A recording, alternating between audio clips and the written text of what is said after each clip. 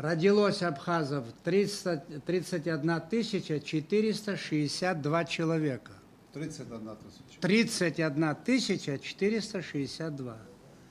Умерло 12 833. Плюс 18 629 человек. Это в том числе и в адрес тех, кто связывает демографию с апарт-отелями, с гостиницами, с экскурсиями, со многим другим. Так. Так вот, нам надо опасаться не апарт-отелей, а таких заболеваний, как ковид. Браки, которые были 19-20 год, в 2020 году появилось на свет 955 абхазов, переходящий 19 на ковидный 20 год.